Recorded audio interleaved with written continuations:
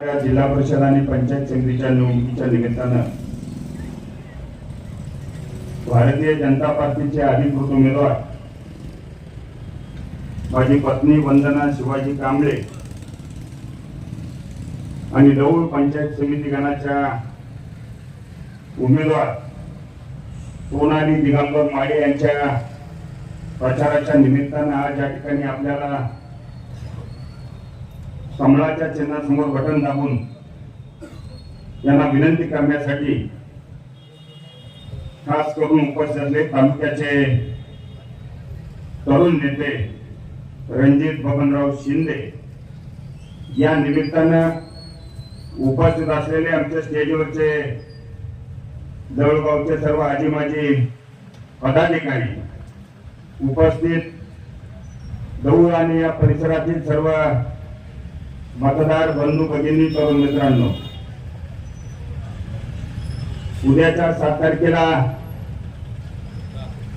कोल्हापूर जिल्हा परिषदचं आणि पंचायत समितीचं मतदान होत आहे. मित्रांनो, निवडणुका ह्या नेहमी विकासाच्या मुद्द्यावरती होत असतात आणि विकासाची व्याख्या काय असते हे या तालुक्याचे दैवत आदरणीय दादांनी गेले 30 वर्ष सातत्याने प्रत्येक पंचवार्षिकला नव्याने प्रश्न निर्माण होत होते आणि त्या सगळ्या प्रश्नाची सोडवणूक करण्याची जबाबदारी घेतल्यानंतर या तालुक्याच्या विकासाला खऱ्या अर्थाने सुरुवात झाली. या तालुक्याचे मूळ प्रश्न होते पिण्याचा पाण्याचा प्रश्न होता, तर शेतीच्या पाण्याचा पर्याय अतिशय घन होता. चिना मारा उपसा जलसिंचन योजनेच्या माध्यमातून या 42 गावातील 50,000 एकर क्षेत्र आदरणीय बबनदादा शिंदे यांच्या प्रयत्नातून हा परिसर सुजलाम सुफलाम करण्याचं काम निश्चितपणे गेल्या 15 वर्षाच्या कालखंडामध्ये लवकरचा विचार आपण डोळ्यासमोर ठेवला. या गावामध्ये मी पहिल्यांदा 1997 साली या निवडणुकीला जिल्हा परिषदेच्या सामोरं गेलो. आदरणीय दादाच्या पार्टीत त्यावेळेला अपक्ष म्हणून निवडणूक लढवली आणि अतिशय चांगल्या पद्धतीचं मतदान या गावातील सर्वसामान्य मतदारांनी केलं. आणि त्यावेळेचा जर कालखंड जर विचार आपण केला तर या गावामध्ये मजुरांची संख्या एवढी मोठी होती. एका वेळेला दिवसाला हजार मजूर या गावामध्ये कामाला दुसऱ्याच्या गावामध्ये जाऊन काम मिळते का अशा पद्धतीची परिस्थिती होती. रोजगार हमीचे अनेक रस्ते या गावामध्ये निर्माण झाले आणि ज्या वेळेला रोजगार हमीचं काम संपत होतं त्यावेळेला लौंडच्या या स्टँड वरती अनेक वेळा मजुराला काम देण्यासाठी आम्हाला रस्ता रोको आंदोलन करावं लागलं. ही परिस्थिती गेल्या 15-20 वर्षापूर्वीच्या गावामध्ये होती. आज प्रत्येकाच्या घरामध्ये अत्यंत चांगल्या पद्धतीचं वातावरण आहे. अनेकांनी चांगल्या पद्धतीच्या गाड्या घेतल्या, घरं बांधली, काबाड कष्ट करून स्वतः त्या ठिकाणी ऊस आणि इतर पिकं त्या ठिकाणी पिकवतात. याच्या मागे या गावाला मिळालेलं चिना मारा योजनेचं पाण्याची जी ताकद आहे त्या ताकदीच्या जोरावर या भागातील सर्वसामान्य शेतकरी अतिशय कष्टाने या ठिकाणी शेती पिकवतो, कारखान्याला ऊस घालवतो आणि म्हणून आदरणीय दादांनी या तालुक्यातील 4 प्रश्नाच्या संदर्भात या ठिकाणी अतिशय मोठं काम केलं. पाण्याचा प्रश्न सोडवला, विजेचा प्रश्न या ठिकाणी सोडवला. या ठिकाणी शेतकऱ्यांनी कबाड कष्ट केले ना, ऊसाला चांगला दर मिळाला पाहिजे आणि म्हणून कारखान्याचा प्रश्न सोडवला आणि या राज्यामध्ये सगळ्यात चांगला दर देणारा कारखाना म्हणून ज्याची ख्याती या राज्यामध्ये ते आमदार बबनराव शिंदे, विठ्ठलराव शिंदे कारखान्याच्या माध्यमातून जिल्ह्यात नाही तर राज्यात सगळ्यात चांगला दर देणारा नेता मंत्र्यांची गणना या राज्यामध्ये गणली जाते. मित्रांनो, ज्या आमदारांनी या तालुक्यामध्ये गेल्या वेळेला चुकून या ठिकाणी एंट्री केली, खोटं बोलून या तालुक्यातील जनतेचा विश्वासघात केला, कुठल्याही प्रकारचं देणं नाही घेणं नाही, कुठल्याही प्रकारचं विकासाचं काम नाही, केवळ भीमाने सिना नदीची वाळू चोरण्याचा धंदा त्याचा होता. परंतु माझे अनेक सहकारी त्या वाळू चोरणाऱ्या धंद्याला त्या ठिकाणी भरले आणि ऐन निवडणुकीच्या कारखान्यामध्ये गावामध्ये ट्रकने बोर्ड, वाढदिवसाचे बोर्ड त्या ठिकाणी लावले गेले. त्यांचीच मशीन वाढदिवसाला बोर्ड छापायला लावायला, त्यांचीच गाडी, त्यांचंच येऊ, आणि अशा पद्धतीने लोकांच्या मनामध्ये वेगळी भूमिका, वेगळी भावना निर्माण करण्याचं काम ह्या मित्रांनो त्या मंडळीने केलं. अनेकांनी पैठणीचा खेळ मांडला, बैलगाड्याच्या शर्यती केल्या. एवढं त्यांच्या 6 वर्षाच्या कालखंडामध्ये सगळ्यात मोठं काम काय झालं असेल तर तालुक्याचा अशा पद्धतीचा खेळ मांडून तालुक्याचा खेळ खंडोबा करण्याचं काम निश्चितपणे या आमदारांनी केलेलं आपण सर्वजण जाणता. माझं त्याला आव्हान आहे की गेल्या 6 वर्षाच्या कालखंडामध्ये या तालुक्यामध्ये नव्हे तर या लवळ गावामध्ये 1 रुपयाचा निधी जर दिला असला तर आम्ही सुद्धा तुझे या ठिकाणी जाहीर स्वागत करू. परंतु आपल्याकडे विकासाची कुठलीही भूमिका नाही, केवळ टीका करणे, तरुण नेत्यावरती टीका करणे ही भूमिका आपण स्वीकारता चांगली नाही. इथं रणजित बबनराव शिंदे काल या सभेमध्ये त्यांनी टीका केली की आपण खऱ्या बापाच्या पोटचा असेल तर 3500 रुपये भाव देतो. अरे वा पट्ट्या, तुझी पोट किती, तू बोलतो किती, तुझी लायकी किती, तू किती लोकांना सांभाळलं, किती जणांना मदत केली. आणि ज्या घराण्याने 35 वर्ष मग सर्व क्षेत्रामध्ये शिक्षण असेल, आरोग्य असेल, कारखान्याच्या माध्यमातून अनेकांची गर्भाची लग्न लावले असतील, अनेक सामाजिक उपक्रम या नेत्याने केले, आणि मग या नेत्याच्या पुरावरती खऱ्या खोट्याची भूमिका मारतोय. आजच आमदार होता विठ्ठलराव शिंदे भाऊ, या रणजित बबनराव शिंदेचे आजोबा होते, ते सुद्धा या तालुक्याचे आमदार होते. त्यांचा बाप 30 वर्ष या तालुक्याचा आमदार होता. त्यांचा चुलता कर्मा आणि माळा तालुक्याचा आमदार होता. त्यांचा चुलता जिल्हा परिषदचा अध्यक्ष होता, उपाध्यक्ष होता, जिल्हा मध्यवर्ती बँकेचा चेअरमन होता. आणि हा माझा तरुण सहकारी सुद्धा माळा तालुक्याचा एक तरुण सभापती म्हणून चांगल्या पद्धतीचं काम या तालुक्यामध्ये निर्माण केलं.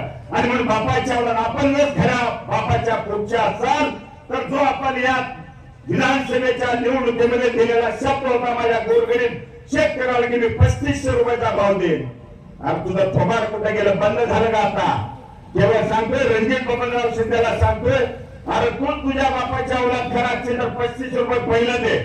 माझा तुला जाहीर सवाल आहे, तू या राज्य सरकारच्या माध्यमातून कारखाना चांगला चालावा म्हणून 3500 कोटी रुपये आमच्या देवा बाळूच्या पाया पडून 350 कोटी राज्य सरकारच्या माध्यमातून आणले. मित्रांनो, कामगारांचे देणे मला 40 कोटी द्यायचे आहेत, माझ्या शेतकऱ्याचं पैसे उसाचं मागचं द्यायचं आहे, अनेक व्यापाऱ्याची 60 कोटी देणे कुठे द्यायचे आहेत.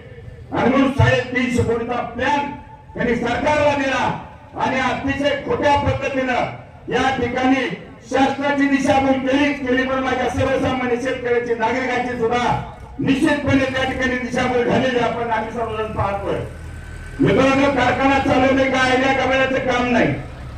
गेले 20 वर्ष 2000ला 15,000ला कारखाना नेला.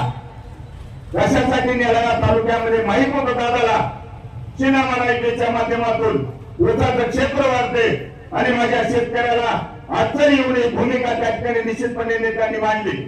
आपल्याकडे कारखान्याचं केलं आहे. आपण या राज्याच्या सामाजिक कार्यकर्त्या अंजली दमानिया यांनी आपल्यावरती आरोप केले, 350 कोटीचा हिशेब मागितला. परंतु त्या दमानियाच्या वाक्यावरती आपल्या तोंडातून एक शब्द सुद्धा बाहेर पडत नाही. त्याचं कारण आपण खोटं बोलता, लबाड लांडग्यासारखं खोटं बोलून. मागचं तुम्हाला आठवत असेल, एक पांडू हवलदार पण पिक्चर होता, त्यातून मारून थकवायला गेला आणि माझ्या शेतकऱ्याला फसवून गेला. ही भूमिका या माणसाने घेतली. आणि म्हणून अशा नेतृत्वावरती आपण, अशा माणसावरती आपण किती विश्वास ठेवायचा? आपण सर्वजण जाणकार आहात, केलेल्या कामावरती विश्वास ठेवा. या भागातील सगळे प्रश्न सोडवण्याची जबाबदारी निश्चितपणे या राज्याचे मुख्यमंत्री असतील, या जिल्ह्याचे कर्तव्यदक्ष पालकमंत्री असतील, जयकुमारजी गोरे साहेब असतील, त्यांच्या खांद्याला खांदा लावून रणजित बबनराव शिंदे या तालुक्यामध्ये विकासाचं काम करत असताना गेल्या 4 महिन्याच्या कालखंडामध्ये या आमदाराला 1 रुपया सुद्धा राज्य सरकारच्या माध्यमातून मिळाला नाही. परंतु रणजित बबनराव शिंदेने जवळजवळ 25 कोटीचा निधी या तालुक्यातील सगळ्या प्रश्नाच्या संदर्भात रस्ते असतील, पाणी असेल, वीज असेल, लाईट बिल असेल, या सगळ्या कामासाठी निधी आणण्याचं काम निश्चितपणे या ठिकाणी झालेलं आपण पाहतोय. मित्रांनो, ही निवडणूक विकासाच्या मुद्द्यावर लढवत असताना जिल्हा परिषदचं काम काय असतं या ठिकाणी माझ्या अनेक सहकाऱ्यांनी सांगितलं. केंद्राचे पैसे असतील, राज्य सरकारचे पैसे असतील, जिल्हा परिषदेमध्ये येणारा निधी या लवच्या ग्रामीण भागामध्ये माझ्या सर्वसामान्य नागरिकांच्या घरापर्यंत जिल्हा परिषद आणि पंचायत समिती इथं आणल्याशिवाय आम्ही राहणार नाही, हा विश्वास तुम्हाला या सभेच्या निमित्ताने या ठिकाणी देतो. कारण तर आपण निवडणुकीला सामोरे जात असताना अनेक मुद्दे या ठिकाणी चर्चेला जातात. हे खरं आहे. कालच्या मोहिमेच्या सभेमध्ये या राज्याचे ग्रामविकास मंत्री, या जिल्ह्याचे पालकमंत्री आदरणीय जयाभाऊंनी लवळ आणि या परिसरातील अनेक प्रश्नाच्या संदर्भात त्या ठिकाणी दखल घेतली. त्या ठिकाणी बायांनी सांगितलं की लवळ मध्ये रस्त्याचा प्रश्न गंभीर आहे, विजेचा प्रश्न गंभीर आहे, या ठिकाणी एक सबस्टेशन झालं पाहिजे, या परिसराला मोठं सबस्टेशन झालं पाहिजे. ही सगळी कामं जयाभाऊच्या माध्यमातून या ठिकाणी मंजूर केली. मला खात्री आहे, मला विश्वास आहे, खऱ्या अर्थानं या गावामध्ये भैयासाहेब अजूनही रस्त्याची कामं अपूर्ण आहे, खंत आमच्याही मनामध्ये आहे. आणि लवळ ते सापंडे रस्ता असेल, इकडे लवळ ते होळे रस्ता असेल, इकडे लवळ ते उदासते रस्ता असेल, इकडे लवळ ते पिंपळणे रस्ता असेल, किंवा नव्याने झालेले रोजगार हमीचे अनेक रस्ते असतील, त्या रस्त्याला निधी देण्याची भूमिका निश्चितपणे जे रोजगार हमीचे आहेत त्याला जिल्हा परिषद मदत करेल. परंतु लवळ आणि सापट आणि लवळ आणि होळे या दोन्ही कामासाठी आदरणीय जयभाऊ गोरेने आम्हाला शब्द दिला, आपण चांगल्या पद्धतीचं मतदान करा, हे दोन्ही रस्ते मी केल्याशिवाय राहणार नाही, हा मुलींच्या सभेमध्ये शब्द दिला. आपण निश्चित राहा. या दोन्ही रस्त्यासाठी जरी वेळ लागलेला असला तरी ते रस्ते चांगल्या क्वालिटीचे, दर्जाचे आणि त्याला करोडो रुपयाचा निधी दिल्याशिवाय ते रस्ते चांगले होणार नाहीत. म्हणून मुख्यमंत्री साहेबचा मुख्यमंत्री निधी असेल किंवा पंतप्रधान निधी असेल, या दोन्ही निधीच्या माध्यमातून भविष्यामध्ये कामे केली जातात. मित्रांनो, जिल्हा परिषद कशासाठी असते? ग्रामीण भागामध्ये जिल्हा परिषदच्या शाळा आहेत, त्या चांगल्या चालल्या पाहिजेत, त्याची गुणवत्ता वाढली पाहिजे. ग्रामीण भागामध्ये आरोग्याच्या सुविधा सामान्य नागरिकाला चांगल्या मिळाल्या पाहिजेत. त्यामुळे दवाखाने अधिक सक्षम झाले पाहिजेत. जनावरांचा दवाखाना अत्यंत चांगला चालला पाहिजे. या गावामध्ये दुधाचा व्यवसाय फार मोठा आहे आणि म्हणून गेल्या 5 वर्षापूर्वी आमची जिल्हा परिषदेची सत्ता संपताना आम्ही या ठिकाणी पशु जनावरांचा दवाखाना मंजूर केला. त्या ठिकाणी चांगल्या पद्धतीचं काम या दवाखान्याच्या माध्यमातून होत आहे.